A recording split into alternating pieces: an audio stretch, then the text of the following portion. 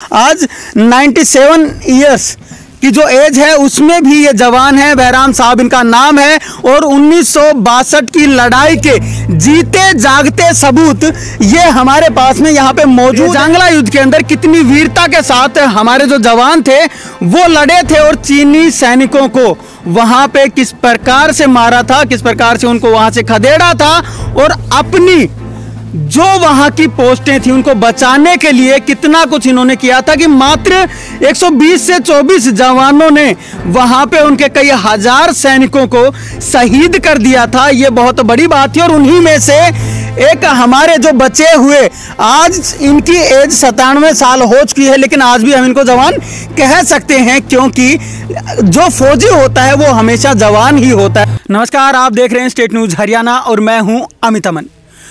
अभी हम जिस जगह पे मौजूद हैं वो स्वयं ही एक क्रांति के प्रतीक हैं। क्रांति सिर्फ वो नहीं कि जो आपके दिलों में धधक रही है, क्रांति वो जो कि इन्होंने जी है।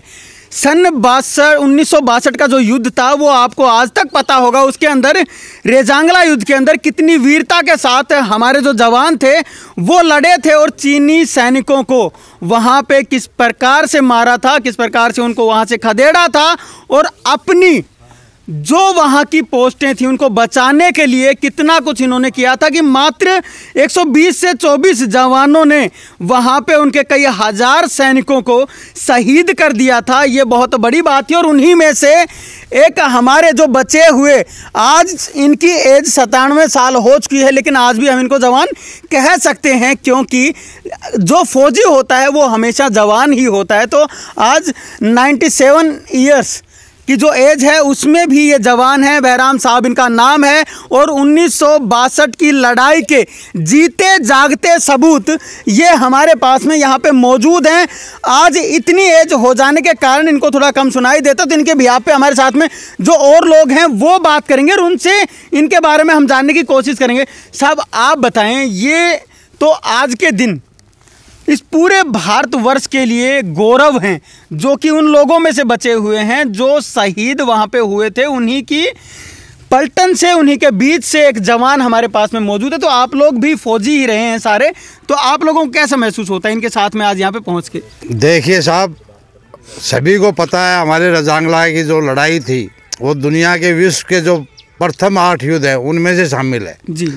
और उस लड़ाई में जो काम किया था इन लोगों ने, जिसकी वजह से आज हम रोटी खा रहे हैं या हमारा रजांगला का नाम है। हम भी उसी रजांगला बटालियन के ही हैं जिसमें कि साहब लोगों ने नौकरी की थी जी।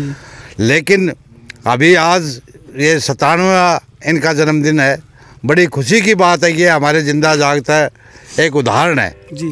इनके बारे में जो कुछ कहा जाए, उस समय उस टाइम में ये 3 ड्यूटियां कर रहे थे। Company quarter master, company coach NCOs और ऑपरेटर, तीनों ड्यूटी कर रहे थे ये। और उस समय का जो इतिहास, इनसे अभी उम्र हो गई ज़्यादा तो कुछ बता नहीं पा रहे लेकिन बहुत कुछ बताया जिससे कि अभी हमारा दोबारा से भी खून उबलता है कि यार वास्तव में। आप लोगों को क्या क्या जानने को मिला इनसे? हमें इन्होंने वास्तविक जो लड़ाई की हालात थी, किस तरीके से हमारे डिफेंस था, कैसी कैसी बातें थी, किस प्रकार से चिन्नी दल आया था, कैसे कैसे लड़े थे और जब तक आखिरी गोली, आखिरी जवान तक ये लड़ते रहे जी। और जब हथियारों में अम्नेशन ख़त्म हो गया था तो फिर बट से मारना शुरू कर दिया था और बट भी टूट जाने के बावजूद इन्होंने चाइनीज़ को सर से पकड़ के एक दूसरे को मारा था। एक ये मतलब बड़ा जोश वाली बात है। और उस लड़ाई का इतिहास ये कहता है कि हमारे 114 जो शहीद हुए थे इन्होंने 1310 चाइनीज़ को वहीं पर शहीद किया था जी। और जो कि बाद में 3 या 4 महीने बाद में रेड क्रॉस की टीम गई थी जिससे कि फिर उनको डेड बॉडी तलाशी गई थी। उस समय भी ये लड़ती हुई हालत में मिले थे लेकिन उनमें से एक खुश नसीब हैं जो हमारे बीच में आज जिंदा बचे हुए हैं और हमें बहुत कुछ इन्होंने रजांगला की लड़ाई के बारे में बताया। आपने बताया कि आप भी उसी बटालियन में सेवा की है आप लोगों ने, तो जब वहाँ पे आप जाते हैं तो वहाँ आपको इनका इतिहास भी पढ़ने को मिलता होगा, तो वहाँ पे क्या कुछ बताया जाता है इनके बारे में? बिल्कुल, वहाँ पूरी नौकरी रजांगला में की। ये सारे खड़े हैं जितने भी सब रजांगला बटालियन के ही हैं और पर्टिकुलर हम तो रजांगला कंपनी से जिस कंपनी में थे जी, उनका इतिहास भी पढ़ा है और उनके बारे में सब वो एक इतिहास ही अपने आप में ही अविश्वसनीय, एक कल्पनीय है, मतलब उसकी तो कोई चर्चा ही नहीं कर सकते, सोच ही नहीं सकते हम। अगर उस जमाने में इतना कम हथियार, उतना कम क्लोथिंग और इतनी कठिन परिस्थितियों में जिस प्रकार से ये 114 वीर अहीर अपने देश के ऊपर न्यौछावर हुए, उन पर बहुत ही गर्व है। और उनमें से एक ये हमारे बीच में आज हमारे बुजुर्ग बैठे हुए हैं जो कि हमें उस लड़ाई के बारे में और उस चीज़ों के बारे में बता रहे हैं। वीर अहीर भी शायद उसी के बाद से नाम पड़ा था। बिल्कुल, उसके बाद में रजांगला बटालियन को जो रजांगला की उपाधि मिली, उसके बाद में हमारे JNK में जो और लड़ाइयाँ लड़ी उसमें साइटेशन मिला, फिर ब्रेवेस्ट ऑफ द ब्रेव का अवार्ड मिला और वहीं से बोलना शुरू किया था वीर अहीर जी। हाँ। आज भी आप लोग एक लड़ाई लड़ रहे हैं, अभी फिलहाल एक रेजिमेंट के लिए आपकी लड़ाई, अहीर रेजिमेंट की बात करें तो उसके लिए क्या कुछ है और क्यों होनी चाहिए? अभी जो लड़ाई लड़ रहे हैं एक्चुअली क्या है कि इतिहास में जो नाम है कि भाई उस समय भी जो 62 में शहीद हुए थे वो सारे अहीर थे जी, लेकिन नाम हमारे कंधे पे कुछ और था, कुमाऊं ने था जी। लेकिन हम चाहते हैं कि अभी जागरूक हो गए, सब कुछ हो गया, तो ये अहीर रेजिमेंट जो हमारी मांग है और उसके लिए जो हम लड़ाई लड़ रहे हैं कि ताकि कल कोई बात होती है, कुछ भी होता है तो उसमें कम से कम अहीरों के इतिहास को याद किया जाए, जबकि अहीरों का इतिहास तो हर जगह लिखा हुआ है।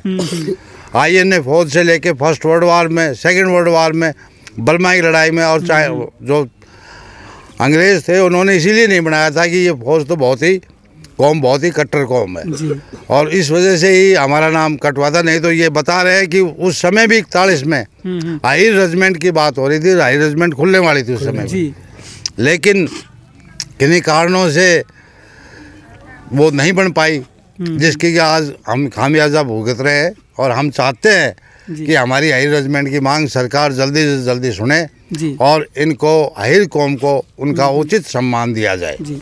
अच्छा, इन्होंने कोई ऐसा लम्हा बताया हो उस समय का जो आज तक इनको वैसा का वैसा याद हो कि वहाँ पे ऐसा हुआ था? इन्होंने जो बताया उस लड़ाई के दौरान की जो एक एक बातें इन्होंने बताई, उसमें लम्हा यही भी कुछ हमारे पास खामियां थी, कुछ इंस्ट्रूमेंट हमारे पास उतना अच्छा नहीं था और फिर ये उम्मीद नहीं थी कि इतनी जल्दी चाइनीज हम पे आ जाएगा। समय बहुत कम, बावजूद भी इन्होंने इतनी वीरता के साथ लड़ाई लड़ी जी। तो ये एक अपना आप में मिसाल है और बाकी इनकी भी कुछ इच्छा है, ये भी कुछ कहना चाह रहे हैं जी, तो मैं चाहूँगा कि इनसे भी सुन लिया जाए। अहीर रेजिमेंट की अगर बात करें तो आज के दिन भी अहीर रेजिमेंट के लिए ही ये सारे योद्धा यहाँ पे खड़े हैं, जो भी यहाँ पे मौजूद हैं, सब तैयारी करें कि अहीर रेजिमेंट बन जाए, लेकिन हो नहीं पा रहा। आप क्या कहेंगे? ये तो गवर्नमेंट की ओर से अहीर रेजिमेंट बननी चाहिए, दुनिया की बननी चाहिए अलग अलग।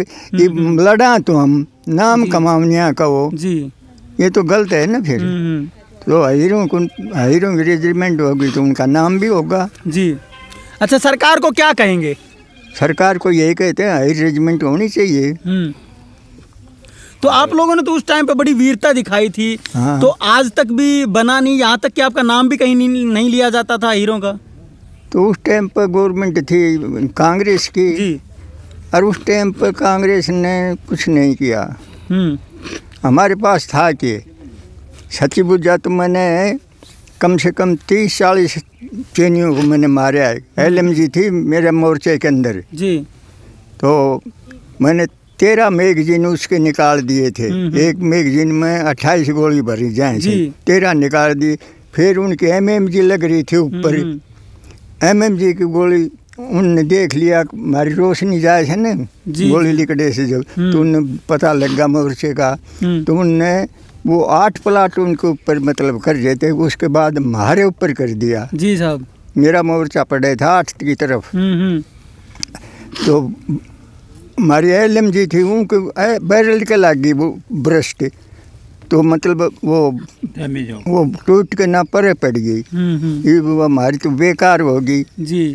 और मेरा था नंगा हाथ, बिल्कुल सफ़ेद होगा, क्योंकि मैंने 10 दाना निकाल लिया था, क्योंकि थोड़ा गड़बड़ होती ना, तो और फिर हम आराम से फैर कर रहा था मैं, क्योंकि 8 प्लाट उन पर टेक और इधर मेरा फैर जाया था ऐसे जी। और उनकी तरफ से चारों तरफ तार लगे हुए थे, बिल्कुल वो सिर्फ गेट से ही बड़े थे, और आदमी थे वो कर्मी 700-800 जी। 1 बटालियन के करीब आदमी। अच्छा साहब, ये कहा जाता है कि उस टाइम पे जो जवान थे जो शहीद हुए थे वहाँ पे, जब बाद में देखा गया उनको जा करके, तो इस सिचुएशन में थे कि हाथ में ट्रिगर था और वहीं के वहीं शहीद हुए थे। 6 आदमी बचे थे आखिरी के अंदर, 6 आदमी बचे थे। अब हम जाके नार फिर मैंने टेलीफोन करे नीचे, तो सीओ से मिला दिया उनने। तो उन्होंने पूछा क्या हाल है, मैं पूरी कंपनी ख़त्म हो गई साहब। फिर उसने बोला शैतान सिंह का क्या हाल है, मैं शैतान सिंह के ब्रेस्ट लगा है MMG का, उसको 2 आदमी लेकर आ रहे हैं और हमको गाड़ी की ज़रूरत है क्योंकि मेरे हाथ ख़राब हो गए हैं। तो गाड़ी भेज दी, गाड़ी भेज दी। तो वहाँ जाकर उन्हें सीओ के पास ही जाकर गाड़ी रोकी उन्हें। तो उसने मेरे को बुला लिया जी। फिर मैंने कहा ऐसे ऐसे मेरे हाथ खराब हो गए हैं, सफ़ेद हो गए बिल्कुल, कुछ भी ना पकड़ा जाए। ठीक है। फिर उन्हें जल्दी कराने बोलो हॉस्पिटल जाओ, गाड़ी वाले को बोलो इन्हें हॉस्पिटल ले जाओ जी। तो हम 2-3 थे उन टाइम पर, दो तो उसको लेकर आ रहे थे शैतान सिंह को और 3 मेरे पास थे जी। बोले इनको हॉस्पिटल में पहुंचाओ जल्दी। बिल्कुल। तो वहाँ गए तो वहाँ हॉस्पिटल था नहीं, वहाँ जाके देखा। फिर वो ड्राइवर बोले क्या करें साहब, यहाँ तो हॉस्पिटल नहीं है। फिर मैंने बोले भाई वापस चल रहे हैं। तो फिर ड्राइवर ही नहीं बोले साहब, यानी ये जो हवाई पट्टी है इसके परली साइड में कुछ हो जी, मैं वहाँ चल। फिर वहाँ दुश्मन का बम्बारमेंट हो रहा था, जाने का रास्ता कोन्या जी। रनवे पर तो जा नहीं सका क्योंकि बम्बारमेंट हो रहा था, दाएं बाएं खड्डा गुड्डा ऐसे पड़े थे। तो ऐसे करके मैं बोलिया हम मरेंगे नहीं बिल्कुल, हम 3-4 आदमी सा ये बचा है, ये भगवान ने बचाया सा ना। तो MMG का फैर मारे ऊपर हो रहा था, हम बच गा, ये तो भगवान की वो। बिल्कुल बिल्कुल। तो आज भी अगर उस चीज़ को याद करते होंगे तो रोंगटे खड़े हो जाते होंगे। अभी रोंगटे क्या खड़ा, तो हम बच गा मतलब ये है, नहीं तो बचने का सवाल ही नहीं था उस टाइम पर मारा। फिर उसने तेज़ रफ्तार से गाड़ी रनवे पर निकाल दी जी। बम पड़ता रहे आगे पीछे, लेकिन कोई असर नहीं। 1 मिनट में वो पार कर दी जी। आगे गया तो करीबन 1.5 किलो या 2 किलो होगी वो जगह। वहाँ एक बड़ा टेंट लगा हुआ था, वहाँ मतलब डॉक्टर थे 2-3 तो और नर्सिंग असिस्टेंट, कुछ जवान थे जो जख्मी थे, वो स्टेशन पर कमरे में लेट रहे थे। तो डॉक्टर ने मेरा हाथ देखा जी। बिल्कुल। उन्हें बुझा कब हुए हैं ये, मैं साहब आज सुबह ही हुए हैं ये जी। बिल्कुल बिल्कुल साहब। तो क्या इस सरकार से उम्मीद है बनाएगी? ये तो देखो न कि कह सका सा, अब काफ़ी कोशिश पहले की सरकारों ने बनाए नहीं, इससे भी उम्मीद है या नहीं है आपको? उम्मीद तो है, उम्मीद है, उम्मीद तो बन गया है। तो आप देख सकते हैं इस एज में भी इनको सिर्फ एक ही उम्मीद है कि अहीर रेजिमेंट बन जाए। जो कांधे पे नाम पहले नहीं मिल पाया, आज जो युवा वहाँ पे मौजूद हैं या और भर्ती होने वाले युवा हैं, उनके कांधे पर एक नाम ज़रूर हो। अहीर रेजिमेंट का आज इनका जन्मदिन था और उसी विषय को लेकर के आज सभी जितने भी यहाँ पे जो जवान हैं वो मौजूद हैं, जिन्होंने की आगे सेवाएं दी हैं या अभी भी उनमें से कुछ जो सेवाएं हैं वो दे रहे हैं।